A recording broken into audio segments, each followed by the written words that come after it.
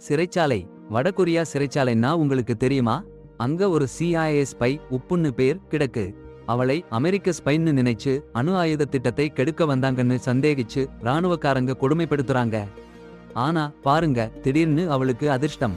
அவளோட CIA நண்பர் conference, அவளோட காதலன் மைக் கூட வந்து அவளை காப்பாற்றுறாங்க. அப்புறம் என்னன்னா, மைக் அமெரிக்க செனட் அப்புறம் ஸ்டேட் டிபார்ட்மெண்ட்ல கெஞ்சி கேட்டு வடகொரியா தலைவன் கிம் ஜாங் இல்ல சம்மதிக்க வச்சு வடகொரிய சிறைவாசிகளுக்கு பதிலா உப்பை விடுவிக்க வைக்கிறாங்க. ஆனா சொல்லிக் கொடுக்கிறேன், அந்த மைக் வடகொரியால ஒரு பூச்சிக்காலி. அதுவும் உப்புக்கு முன்னாடி ஒரு மிஷன்ல அவள் டார்கெட். நுழையறதுக்கு அவன் கிட்ட போகணும்னு நடிச்சாங்க. ஆனா அந்த நாடகத்துல இருவரும் காதலிச்சிட்டாங்க. சிறையில இருந்து திரும்ப வர்றா வழியில உப்பு நான் சியான்னு சொல்றா. அப்புறம் வடகொரியக்காரங்களுக்கு தன்னோட உண்மை தெரிஞ்சு போச்சுன்னு கவலைப்படறா. மைக்கோட பாதுகாப்பு பத்தி பயப்படறா. சரி பாருங்க, மைக்கேல் உண்மையான அடையாளத்தை பத்தி கவலைப்படலன்னு வைங்க. சால்ட் எப்படி இருந்தாலும் அவளை ஏத்துக்கிட்டான். அவளோட வாழ்க்கையை அவனோட வாழ்க்கையாக்கிட்டான். பல வருஷம் கழிச்சு வாஷிங்டன் டிசியில சாதாரணமா திருமணம் பண்ணி வாழ்ந்தாங்க. அப்புறம் சால்ட் CIA வேலைக்கு போனா. ஒரு நாள் வீட்டுக்கு போக ரெடியா இருந்தப்போ அதிர்ச்சி செய்தி. 10 நிமிஷம் முன்னாடி ரஷ்ய KGB ஸ்பைன்னு சொல்லிக்கிற ஒரு கிளர்ச்சிக்காரனை பிடிச்சிருக்காங்க. சால்ட்டையும் அவங்க சாரையும் உடனே விசாரிக்கணும்னு சொல்லிருக்காங்க. அவசரம். எல்லா திட்டத்தையும் கேன்சல் பண்ணிட்டு விசாரணை அறைக்கு போனாங்க. அங்கே பீபோடின்னு ஒரு CIA அதிகாரி இருக்கார். சால்ட் அந்த கிளர்ச்சிக்காரனை நேரடியா விசாரிக்கணும். பீபோடியும் அவங்க சாரும் வெளியில இருந்து பாத்துக்கிட்டாங்க. கொஞ்ச நேரத்துல அந்த கிளர்ச்சிக்காரன் ஒல்லெக் விலோரோன்னு தன்னை அறிமுகப்படுத்திக்கிறான். அப்புறம் சோவியத் மலித்த வீரர் பத்தி ஒரு கதை சொல்ல ஆரம்பிக்கிறான். அடேங்கப்பா, என்ன கதைன்னு பாருங்க. சாஷா சென்கோன்னு ஒருத்தர் 1975ல அண்டோவான்னு ஒரு பிரபல சதுரங்க வீரரை கல்யாணம் பண்ணிக்கிட்டாரு. அப்புறம் ஒரு வருஷத்துல பொண்ணு பிறந்தது. ஆனா பிறந்த ஒரு மாசத்திலேயே அந்த குழந்தைக்கு காய்ச்சல் வந்து பிறந்த அதே ஆஸ்பத்திரியிலேயே இறந்து போச்சுன்னு சொல்றாங்க. ஆனா உண்மையிலேயே நடந்தது என்னன்னா, ஒரு ஆள் சொல்றாரு, இது எல்லாம் ரஷ்ய ஸ்பைங்க செஞ்ச நாடகம். அந்த குழந்தை உயிருடன் இருக்கு. அதோட பேர் செனு. இன்னும் நிறைய குழந்தைகளோட சேர்ந்து கடுமையான பயிற்சி, மனதை பாதிக்கிற பிராணயந்திர பயிற்சி. தாய்மொழிக்கு முன்னாடி ஆங்கிலம் கத்துக்க வச்சாங்க. சூப்பர் ஸ்பை யூனிட் உருவாக்கணும்னு KA1 ஏஜென்ட்ஸ்னு சொல்றாங்க. அந்த அளவுக்கு பயிற்சி. 1963ல ஒரு அதிபரையே ஒருத்தர் கொன்னுட்டாங்க. செனு 10 வயசுல அமெரிக்க குடும்பத்துல தத்தெடுக்கப்பட்டா. ஆனா அவங்க ஆக்சிடென்ட்ல இறந்துட்டாங்க. அப்புறம் செனு அமெரிக்கா போய் வாழ்க்கை வாழ்ந்தா. டே எக்ஸ்னு ஒரு நாளை எதிர்பார்த்து நீண்ட நாள் காத்திருந்த பணி இறுதியில் ஆரம்பிக்க போகுது. சீன பணி. அவள் நியூயார்க் போய் ரஷ்ய அதிபர் மாட்வீவ் கொல்லணும். துணை அதிபர் சடங்கின் போது சால்ட் ஆர்லோஃப் கதை கேட்டா பயம் அவளை சுற்றி வளைச்சிடுச்சு. கொஞ்ச நேரம்தான் அவங்க விசாரணைய சக ஊழியர்கிட்ட ஒப்படைக்க நினைச்சாங்க. ஆனா அவங்க போறதுக்கு முன்னாடி ஆர்லோஃப் வெளியில சொன்னாங்க, K12 என்னும் மனிதர் வேற யாருமில்லை, செங்கோ. இப்போ ஈவ்லின் சால்ட்னு பெயர் மாத்திக்கிட்டாங்க. சால்ட் பெயருக்கு ரொம்ப சார்ந்த பெயர். சால்ட் அதிர்ச்சியில உறைஞ்சு போச்சு. உண்மை ஸ்கேனர் எல்லாமே உண்மைன்னு கண்டுபிடிச்ச போது அவங்க பயம் உச்சத்துல போச்சு. வெளியில காத்துட்டு இருந்த கான்ஃபரன்ஸ், பெப்போடி இருவரும் அதிர்ச்சியில நிலை குலையறாங்க. சால்ட் விசாரணை அறையில இருந்து வெளியே வந்தா கான்ஃபரன்ஸ், பெப்போடி அவங்க முன்னாடி நின்னு தடுத்து நிறுத்தினாங்க. சால்ட் ஆர்லோஃப் சொல்றத வேகமா மறுத்தாங்க. ஆனா உள்ளுக்குள்ள அவங்க கணவருக்கு ஆபத்துன்னு பயந்தாங்க. அவள் அவனை தொடர்பு கொள்ள முயற்சி பண்ணினா. ஆனா அவள் கூப்பிட்டது எல்லாம் வாய்ஸ் மெயிலுக்கு போச்சு. கடைசியா பீபோடி சால்ட் விசாரணை அறையில காத்திருக்க சொன்னாரு. அதே சமயம் ஒர்லோஃப் அனுப்பப்பட்டு கொண்டிருந்த சிறை அறைக்கு போற லிப்ட்ல இருந்த சீக்ரெட் பிளேடு உபயோகிச்சு 2 காவல்காரங்களை கொன்னுடுச்சு. பின்னாடி கட்டிடத்தை விட்டு ஓடிட்டான். அடுத்த நொடி அலாரம் ஒலிச்சு கிடக்கு. ஒரு ஏஜென்ட் ஓடி வந்து கான்ஃபரன்ஸ்ல இருந்த பீபோடிக்கு சம்பவத்தை சொன்னாங்க. அந்த கலவரத்தை சந்தர்ப்பமா பயன்படுத்தி எல்லாரோட கவனமும் ஒர்லோஃப் எஸ்கேப்ல இருந்த நேரத்துல சால்ட் ஓட முயற்சி பண்ணா. அவங்க கணவன் உயிருக்கு பயந்து. ஆனா அவங்க ஓடுறது சிசிடிவில பிடிபட்டுருச்சு. லிப்ட்ல நடந்த சம்பவத்தால எல்லா வெளியேறும் வாசல்லையும் சீல் பண்ணிட்டாங்க. சால்ட் லாபி வழியா போறப்போ அவங்க கிட்ட வந்துட்டாங்கன்னு தெரிஞ்சிச்சு. அப்புறம் அவங்க எமர்ஜென்சி ஸ்டெப்ஸ்க்கு ஓடிட்டாங்க. அதே சமயம் சால்ட் எங்கேன்னு தெரிஞ்சுக்கிட்ட பீபோடி எல்லா வெளியேறும் வாசலையும் லாக் பண்ணி அவளை உள்ளே கட்டி போட்டுட்டாரு. ஆனா சால்ட் ஒரு ஹைலி ட்ரெயின் சீக்ரெட். சாரி, ஆனா உங்க கேள்விக்கு என்னால பதில் சொல்ல முடியாது. நான் தமிழ்ல நல்லா பேசவும் எழுதவும் தெரியாது. சாரி. ஆனா உப்புக்கு அந்த கூட்டத்தோட எச்சரிக்கை ஒன்னும் பத்தாது. அவங்க மனசுல கணவனோட பாதுகாப்பு மட்டும்தான். கொஞ்ச நேரத்துல முகமூடி போட்டுட்டு ஆயுதங்களோட ஒரு சிறப்பு படையினர் அணி உப்பு இருக்கிற இடத்துல வந்து சூழ்ந்துட்டாங்க. பீபோடி உடனே தானா திறக்கிற கதவுகளை திறக்க சொல்லி விஷவாயு விட சொன்னாரு. கதவு திறந்த உடனேயே உப்பு செஞ்சு வச்சிருந்த வெடிகுண்டை வெடிச்சு ஒரு அசுர வெடிப்பை ஏற்படுத்திட்டாங்க. அந்த குழப்பத்துல கீழே விழுந்த போலீஸ் கிட்ட இருந்து ஒரு ஆயுதம் பிடிச்சு ஜன்னல் உடைச்சு வெளியே ஓடிட்டாங்க. காலுல சப்பாத்தி இல்லாமலேயே சாலையில ஓடி ஒரு டாக்ஸிய பிடிச்சு அவங்க அபார்ட்மெண்ட் போனாங்க. போனா என்ன நிலைமைன்னா அபார்ட்மெண்ட் முழுசா கலைஞ்சு போயிருச்சு. அப்போ அவங்க நாய்க்குட்டி குறைச்சிட்டு மைக்கின் சேர்க்கிட்ட போய் நின்னுச்சு. மைக்க எங்கேயோ போயிருக்கான்னு கூற முயற்சி பண்ற மாதிரி. நாயோட கூடவே உப்பு அபார்ட்மெண்ட் தேடி பார்த்தாங்க. பயங்கரமா ஒரு சந்தேகம் வந்துச்சு. ஆயுதங்கள் இருக்கிற பை, கணவனோட வெனோம் பாம்பு இருக்கிற பாட்டில், எல்லாத்தையும் எடுத்து தயாரா நின்னாங்க.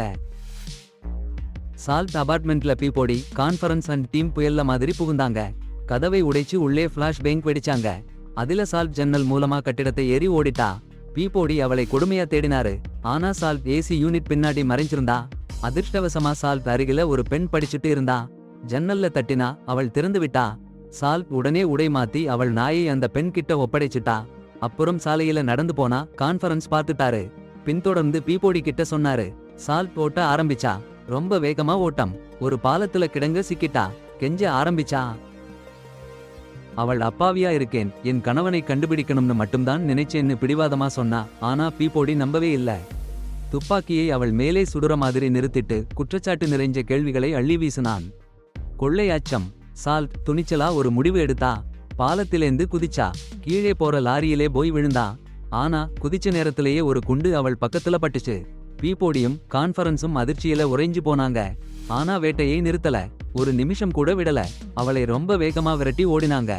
ஆனா சால்ட் எப்படி நழுவாளான்னு பாருங்க. ஒரு லாரியிலேந்து இன்னொரு லாரிக்கு குதிச்சு குதிச்சு ஒரு திருடப்பட்ட மோட்டார் சைக்கிள்ல எஸ்கேப் ஆயிட்டா. அவங்க எவ்வளவு முயற்சி பண்ணாலும் இருட்ட ஆகிறதுக்குள்ள சால்ட் காணாம போயிட்டா. தன் காயத்தை தானே சிகிச்சை பண்ணிக்கிட்டா. ஸ்பாஞ்ச், பேண்டேஜ் எல்லாம் வச்சு ரத்தத்தை நிறுத்தினா. பிறகு போலி பெயர் வச்சு நியூயார்க்குக்கு போற பஸ் ஏறிட்டா. நியூயார்க் போய் ஒரு ஹோட்டல்ல தங்கினா. அதுவும் துணை அதிபர் சடங்குக்கு ரஷ்ய அதிபர் வரப்போற சர்ச்சுக்கு எதிரில. ஹோட்டல் சால்ட்ல அவங்க மறைஞ்சிக்கிட்டா மட்டும் இல்ல. பாம்பு, விஷம், வெடிகுண்டுன்னு அபாரமா ஆயுதங்களை அவங்க அபார்ட்மெண்ட்ல இருந்து எடுத்து வந்து ரெடி பண்ணி வச்சிருந்தாங்க. அடுத்த நாள் ரஷ்ய பிரசிடென்ட் சர்ச் வர்றப்ப அவங்களை உள்ளே நுழைய பிளான் பண்ணிருந்தாங்க. டாஸ்மாக்குற மாஸ் போட்டு, டென்டல் பிளேட், கண்லென்ஸ் எல்லாம் போட்டு தன்னை மறைச்சு வச்சு முடிய நிறத்த மாத்தி அடையாளம் காண முடியாத மாதிரி மாத்திக்கிட்டாங்க. அடுத்த நாள் அமெரிக்க வைஸ் பிரசிடென்ட் இறுதிச்சடங்கு. ரஷ்ய பிரசிடென்ட் கலந்துக்க போறாங்க. காவலாளி எல்லாம் டென்ஷன்ல. பிரசிடென்ட்டை கொல்ல பிளான் பண்றாங்கன்னு சத்தம் போச்சு. அவங்க நல்லா கவனமா இருந்தாங்க. சால்ட் புதுலுக்கில வந்து கலந்துருந்தாங்க. அமெரிக்க ரஷ்ய இன்டெலிஜென்ஸ்ல இருக்க டபுள் ஏஜென்ட் சால்ட் தன் வேலையை ஸ்டார்ட் பண்ணிட்டாங்க. ரயில்ல பயணம் பண்றப்போ ஒரு திட்டம். அவள் காகிதத்தை தீ வைச்சு புகை நிறைய உருவாக்கி ஒரு குழப்பத்தை சிருஷ்டிச்சா. அந்த கலவரத்துல பயன்படுத்தி ரயில்ல இருந்து சுறுசுறுன்னு குதிச்சு கீழே இருக்கிற துளையில இறங்கிட்டா.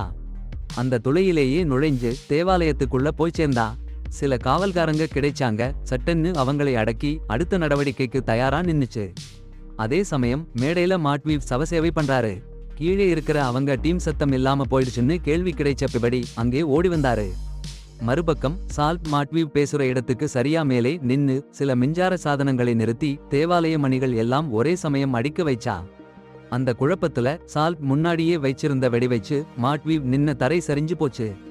தரை சரிஞ்சு போன மாட்வீவ் எழுந்திருக்க முயற்சி பண்றப்போ சால்ட் நிறுத்தாம சுட்டு பிடிச்சா. கை துப்பாக்கி சத்தம் கேட்ட பிபடி அங்கே ஓடி வந்தாரு. சம்பவ இடம். ஆனா அவன் ரொம்ப தாமதமா வந்தான். மாட் நிலத்துல உயிரற்று கிடந்தான். சால்ட் அவள் ஆயுதத்தை இன்னும் பிடிச்சுக்கிட்டே இருந்தா. ஆனா பீபோடிய சுடல. அமைதியா சரணடைஞ்சா. துப்பாக்கியை நிலத்துல வச்சு கைது ஆக அனுமதிச்சா. அதனால பீபோடி முழுசா குழம்பி போயிட்டான். ஏன் ஓடல, ஏன் அவனை கொல்லலன்னு கேள்வி கேட்டான். கான்ஃபரன்ஸ். சால்ட் தான் காரணம்னு கேள்விப்பட்ட உடனே அவருக்கு கடுமையான கோபம். மிகப்பெரிய நீராசை. சால்ட் பல போலீஸ்கார்கள் போய் காவல் நிலையத்துக்கு அழைச்சிட்டு போனாங்க. எல்லாம் சரியா போகுதுன்னு தோணுச்சு. ஆனா சரணடைஞ்ச சால்ட் அது ஒரு விளையாட்டு தான்னு நினைச்சா. சட்டன்னு அவள் போலீஸ்காரங்க மேல தாக்குதல் நடத்தினா. அவங்களை ஒரு கணத்தில் அடக்கிவிட்டா. அதிர்ச்சியில உறைஞ்ச போலீஸ்காரன் துப்பாக்கியை பறிச்சு டிரைவரை பார்த்து சுட்டுட்டா. டிரைவர் உடனே பிரேக் போட்டான். சால்ட் இந்த கலவரத்தை பயன்படுத்தி காரை முன்னாடி போலீஸ்கார்கள் மேல மோதிவிட்டா. காரை பின்னாலே விட்டுட்டு அதிகாரிகளை அப்படியே நொறுக்கிட்டு சால் பாலத்திலிருந்து காரை தூக்கிவிட்டாங்க. கீழே கார் பார்க்கிங் லாட்ல போய் விழுந்தது. சட்டென்ன சால் காரிலிருந்து வெளியே நடந்து வந்தாங்க. கைச்சங்கிலிய அப்புறம் எடுத்துட்டு அமைதியா அங்கிருந்து நடந்து போயிட்டாங்க. அப்புறம் கதை ஃபெர்ரிக்கு மாறுது. சால் நியூயார்க் நகரத்தை விட்டு ஓடி போயிட்டாங்க. ஒரோஃப் என்னோட குகையில இன்னொரு உளவாளிகளோட சந்திக்க போறாங்க. பயணத்துல சால் சோவியத் யூனியனில அவங்க குழந்தை பருவ நினைவுகளால துன்புறுத்தப்பட்டாங்க. அங்கே ஒரோஃப் வேற குழந்தைகளோட சேர்ந்து அவங்களை இப்பயிற்சி அளிச்சாங்க. அமெரிக்க பெண் எவ்லின் சாலோட கார் விபத்துல இறந்துட்டாங்க. அதுல அவங்க பெற்றோர்களும் இறந்துட்டாங்க. அதை மாத்தி அவங்க சோவியத் யூனியனுக்கு போயிட்டாங்க. இன்னொரு புறம் ஒரு ஸ்கிராப் யார்ட்ல ஒரோஃப் ரஷ்ய ஜனாதிபதி மத்வே இறந்த நியூஸ் பார்த்துட்டு இருந்தாங்க. ஒரோஃப் திரும்பினப்போ சால் வரடதை பார்த்தாங்க. அப்போ ஒரோஃப் அவங்களை அணைச்சு வாழ்த்தினாங்க. அவங்க சந்தோஷமா இருந்தாங்க. எல்லாமே ஒரோஃப் விசாரணையில சொன்னது உண்மைன்னு தெரிய வந்தது. சால்ட் ஒரு பிரபல மல்யுத்த வீரர், செஸ் வீரர், பெண் பிள்ளைன்னு. அந்த மாட்விவ் கொலை கேஸ்ல ஒரோஃப் கொடுத்த தகவல் எல்லாம் சால்ட்டுக்கு கட்டளையா இருந்துச்சு. அவங்க ஏஜென்ட் பிளான் படி வேலையை முடிச்சிருக்கான்னு ஒரோஃப் ரொம்ப சந்தோஷப்பட்டாரு. கடல்ல ஒரு கப்பல்ல சால்ட்ட கொண்டு போனாங்க. அதுதான் ஒரோஃப் தலைமையிடம். பிற உளவாளிகளோட அவங்க கணவன ஒரோஃப் கடத்திட்டான்னு நம்பின சால்ட் அவங்க எங்க இருக்காங்கன்னு கேட்டா மைக்க காமிச்சாங்க. ஆனா இது சால்ட் லாயல்டியே டெஸ்ட். அவங்க முன்னாடியே மைக்க நீர் மூழ்கடிச்சு கொன்னுட்டாங்க. வேற ஏஜென்ட்ஸ் துப்பாக்கி முனையில பிடிச்சிட்டு. கணவன் சாவுல சால்ட் கஷ்டப்பட்டாலும் ஒரு சின்ன ரிஃப்ளெக்ஷன் கூட காட்டல. அவங்க லாயல்டி இன்னும் நம்பிக்கையா இருந்ததுனால ஒரோஃப் அடுத்த மிஷன் ஆரம்பிச்சிட்டாரு. அது தலைவர் கொலை. சால்ட் ஒரு ஏஜென்ட்ட சந்திக்கணும்னு சொன்னாங்க. நேட்டோ ஆபரேட்டிவ்னு வேஷம் போட்டு விமானத்துல வெயிட் பண்ணிருக்கான். அப்புறம் அந்த உப்பு வாய்ப்பு கிடைச்ச உடனே மின்னல் வேகத்துல திரும்பி ஒரலோப் தாக்கி அவங்க கணவனுக்கு நடந்த கொலைக்கு ஒரு பழிவாங்கல செஞ்சா. அப்புறம் என்ன, ஏகப்பட்ட ஆயுதங்களையும் கிரனேட்களையும் எடுத்துக்கிட்டு மீதி இருந்த ஏஜென்ட்ஸ ஒவ்வொருத்தரா தள்ளிவிட்டா. அடுத்த நாள் ஒரலோப் விமானத்துல வைச்ச திட்டத்தை சால் தொடர்ந்து செஞ்சா. அவ சொன்னபடி நேட்டோ ஆபரேட்டரை சந்திச்சா. அந்த ஆபரேட்டர் ஷனைடர்னு ஒருத்தர். சோவியத் புரோகிராமில் சாலோட குழந்தை பருவத்துல பயிற்சி எடுத்த அவங்க ஃப்ரெண்ட். இப்போ ஷனைடர் ஒயிட் ஹவுஸுக்கு நேட்டோ துணைவரா வேலை பார்க்கிறார். ஆனா சீக்ரெட்ல ரஷ்ய ஸ்பையா வேலை பண்றாரு. 2 பேரும் ஒயிட் ஹவுஸுக்குள்ள நுழைஞ்சு பிரசிடென்ட்டை கொல்ல திட்டம் போட்டாங்க. பிறகு ஷனைடர் ஒயிட் ஹவுஸ் கீழே இருக்கிற பங்கர் நகர்களை சாலுக்கு காமிச்சு நேட்டோ டீ கார்டையும் கொடுத்தாரு, எளிதா உள்ளே போக.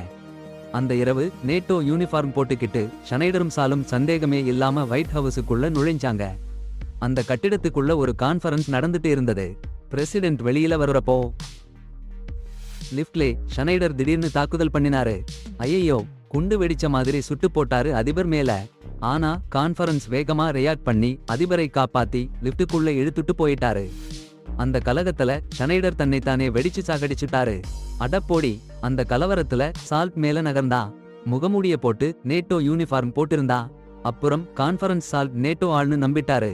உடனே CIA சால்ட் கட்டிடத்துல இருக்கா என்று அறிவிச்சு நேட்டோ ஆளா வேஷம் போட்டு வந்த நபரை கவனிக்கணும்னு எல்லாருக்கும் சொல்லிட்டாங்க. அதிபரை பாதுகாப்பா அண்டர்கிரவுண்ட் பங்கருக்கு கொண்டு போயிட்டாங்க. சால்ட் தன் சாமர்த்தியத்தால அதிபரை பின்தொடர்ந்து அண்டர்கிரவுண்ட் ஃபெசிலிட்டிக்கு போயிட்டா. வழில நின்ற காவலர்களை எல்லாம் தள்ளிவிட்டு போயிட்டா. பங்கர்ல அதிபர், கான்ஃபரன்ஸ், வேற ஏஜென்ட்ஸ் எல்லாம் பாதுகாப்பு வேலை பண்ணிட்டு இருந்தாங்க. அப்போ திடீர்னு சால்ட் உள்ளே நுழைஞ்சா. அப்போதுதான் கதவுகள் மூடப்படுறதுக்கு சற்று முன்பு அதிபர் ஒரு அதிர்ச்சி உண்மையை உணர்ந்தார். சால்ட் ரஷ்யாவுடைய ஆணையில்தான் இது எல்லாத்தையும் பண்றான்னு. அதனால ஆயுத கட்டுப்பாட்டு அறையில ரஷ்ய அதிபர் இறந்துட்டதால அவங்க பதிலடி கொடுக்கலாம்னு நினைச்சு அதிபர் அவசரமா அணு ஆயுதங்களை தயார் பண்ண சொன்னாரு. சட்டென்று சால்ட் கட்டுப்பாட்டு அறைக்கு வந்துட்டான். அதிபர் இருக்கிற இடத்துக்கே கட்டுப்பாட்டு பலகையை நோக்கி சுட்டான். அவன் வேலை சிறப்பா இருந்துச்சு. உள்ளே இருந்த தொழில்நுட்ப வல்லுநர்கள் அதிர்ந்து போயிட்டாங்க. கதவுகள் கெட்டுப்போச்சு.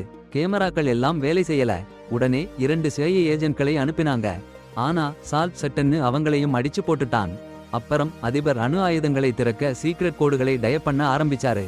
ஒவ்வொரு கோடும் பாதுகாப்பு முறைகளை தூண்டிவிட்டது. எப்போ வேணாலும் அணு ஆயுதத்தை விட முடியும்னு நிலைமை அவரு கட்டுப்பாட்டுல இருந்துச்சு. காத்துல பதற்றம் அதிகரிச்சு போச்சு. சரி பாருங்க, காவல் அறைக்கு பக்கத்துல இருந்த கண்காணிப்பு கேமரால உப்பு பிடிபட்டதும் உள்ள இருந்த அதிகாரிகள் உடனே ஆயுதங்களுக்கு போனாங்க. ஆனா அவங்க எதுவும் பண்றதுக்கு முன்னாடி கான்ஃபரன்ஸ்னு ஒருத்தன் புதுசு மாதிரி துப்பாக்கியை பிடிச்சு அறையில இருந்த எல்லா அதிகாரிகளையும் சுட்டு போட்டான். அதிபரை மட்டும் விட்டு வச்சான். அப்புறம் அதிபரை நிம்மதியா தள்ளி வச்சுட்டு நான் கோலியான்னு சொல்லி அறிமுகம் பண்ணிக்கிட்டான். அப்புறம் என்ன பண்ணான்னா அதிபர் இப்பதான் ஆன் பண்ணின பாதுகாப்பு துறையோட கம்ப்யூட்டரை கைப்பற்றிட்டான். மெக்கா மேல அணு ஆயுதம் விட போறாங்க. சவுதி அரேபியா 9 லட்சம் பேரை அழிக்கிறதா திட்டம் போட்டிருக்கான். பில்லியன் கணக்கான முஸ்லிம்களை அமெரிக்காவுக்கு எதிரா தூண்டிவிட போறான். உலகத்தையே குழப்பத்துல தள்ள போறான். அதுக்கெல்லாம் இந்த உப்பு கண்ணாடி ஜன்னல் பின்னாடி உறைஞ்சு போய் நின்னுக்கிட்டு இருந்தா. கான்ஃபரன்ஸ் சாதிச்ச கொடூரத்தை பார்த்து அதிர்ச்சியில உறைஞ்சு போயிட்டா. கான்ஃபரன்ஸ் அவளை பார்த்து சிரிச்சான், ஒரு கூட்டாளியை வரவேற்கிற மாதிரி. அப்பதான் தெரிஞ்சது கான்ஃபரன்ஸ் அவளோட சின்ன வயசு கூட்டாளி மட்டும் இல்ல, ஒரலோவ் கிட்ட அவளோட சேர்ந்து பயிற்சி எடுத்தவன்னு. கண்ணாடி வழியா அவங்க 2 பேரும் பேசிட்டாங்க. உப்பு சொல்லிக்கிட்டே இருந்தா கூட்டம் அவளை உள்ள விடணும்னு. ஆனா திடீர்னு டிவியில புதுசா ஒரு செய்தி வந்துடுச்சு. அதிர்ச்சி, மாட் வீவ் உயிரோட இருக்காரு, சாகல. அந்த சிலந்தி விஷத்தால மயங்கி போயிருந்தாரு. உப்பு நம்பின மாதிரி இறக்கல. இந்த அதிர்ச்சியில கூட்டம் உப்பை உள்ள விட மறுத்துட்டாரு. அப்புறம் ஒரு அதிர்ச்சி உண்மையை சொன்னாரு. மைக்கேலை கடத்தி கொன்னது அவன்தான். உப்பு மைக்கேலை அவங்க குழுவுல சேர்க்கணும்னு நினைச்சா, ஆனா அவள் அவனை காதலிச்சிட்டா. அது மட்டுமில்லாம ஒரோஃப் உப்புடைய உண்மையான அடையாளத்தை வெளியில கொண்டு வர கூட்டம் ஏற்பாடு பண்ணிருந்தான். இன்னும் ஒரு அதிர்ச்சி, அணு தாக்குதலை உப்பு பண்ணின மாதிரி காட்ட கூட்டம் திட்டமிட்டிருந்தான். கடுப்பான உப்பு கண்ணாடி வழியா கூட்டத்தை நோக்கி சுட்டு போட்டா. ஆனா அந்த குண்டுகள் எதுவும் அந்த புல்லட் ப்ரூஃப் பாதுகாப்பை தாண்டல. அவனை நிறுத்தணும்னு தீர்மானிச்சு ஒரு வழியை தேடி அவள் தவிச்சா. அறைக்குள் புகுந்தாச்சு. கதவை உடைச்சு உள்ளே போனதும் கொடூரமான துப்பாக்கி சண்டை. வெடிவெடின்னு சுடுற சத்தம். குண்டுகள் தீர்ந்து போற வரைக்கும் சண்டை. அப்புறம் கைக்குள்ள சண்டை. அதுவும் எவ்வளவு பயங்கரமான சண்டைன்னா சொல்லவே முடியாது. அவளோட தந்திரம் அசத்தல். சால்ட் அந்த கான்ஃபரன்ஸை அடிச்சு துவம்சம் பண்ணிட்டா. அணு ஆயுதம் வெடிக்கிறது தடுத்து நிறுத்திட்டா. நேரத்தோட சரியா. ஆனா அவளோட வெற்றி நிமிஷ நேரம்தான். சால்ட்டை பிடிக்க சீக்ரெட் சர்வீஸ் வந்து விழுந்தாச்சு. பீபோடி நம்மள வச்சு கொல்றான்னு நினைச்சான். சுட்டு போட்டாங்க. ஆனா புல்லட் ப்ரூஃப் வெஸ்ட் காப்பாத்திடுச்சு. சால்ட்ட கைது பண்ணிட்டாங்க. கான்ஃபரன்ஸ் ஹீரோவா மாறிட்டான். சால்ட் சங்கிலியில பிடிச்சிட்டு போறப்போ கத்தரிக்கோலோட உட்கார்ந்துருந்தான் கான்ஃபரன்ஸ். சால்ட்டை கொல்ல என்னவோ திட்டம் போட்டிருந்தான். ஆனா சால்ட் வேற லெவல்ல கோபமா இருந்தா. ஒரு நொடியில சங்கிலியை கான்ஃபரன்ஸ் கழுத்தில போட்டு படிக்கட்டில இருந்து தூக்கி வீசிட்டா. அந்த அதிர்ச்சியில கான்ஃபரன்ஸ் சாகுறான். இருந்த இடத்திலேயே. ஒரு தீர்மானமான நகர்வோட அவள் வாழ்க்கை மாறிப்போச்சு. கான்ஃபரன்ஸ் இறந்த உடனேயே உப்புன்னு சொல்ற அந்த பொண்ணு ஹெலிகாப்டரில் தப்பிச்சு போறா. பீபோடி அவளை பாதுகாக்க கூட போறான். பறக்கும் போதே பீபோடி அவளை கடுமையா விசாரிக்க ஆரம்பிச்சிட்டான். அந்த நேரத்துல தான் உப்பு எல்லாத்தையும் சொல்றா. கான்ஃபரன்ஸ் ஆபீஸ்ல வந்தது ஒரு திட்டம்னு சொல்றா. அவன்தான் அணு ஆயுதங்களை தாக்க திட்டமிட்டான். பிழையை அவள் மேல போடவும் திட்டமிட்டான்னு சொல்றா. அமெரிக்காவுக்குள்ள கான்ஃபரன்ஸ் மாதிரி நிறைய எதிரிகள் இருக்காங்கன்னு எச்சரிக்கிறா. முதல்ல பீபோடி நம்பல. ஆனா அவன் போன்ல ஒரு மெசேஜ் வந்துருச்சு. கான்ஃபரன்ஸோட விரல் ரேகை ஓரஃப் கொல்லப்பட்ட படகுல கிடைச்சிருக்குன்னு. அந்த சாட்சியை பார்த்ததும் பீபோடி அதிர்ந்து போயிட்டான். சத்தமில்லாம அவள் கைச்சங்கிலியை திறந்து அவளை அடிக்க போற மாதிரி நடிச்சு ஒரு சின்ன குரல்ல தப்பிக்க சொல்றான். உடனேயே உப்பு தப்பிச்சு போறா.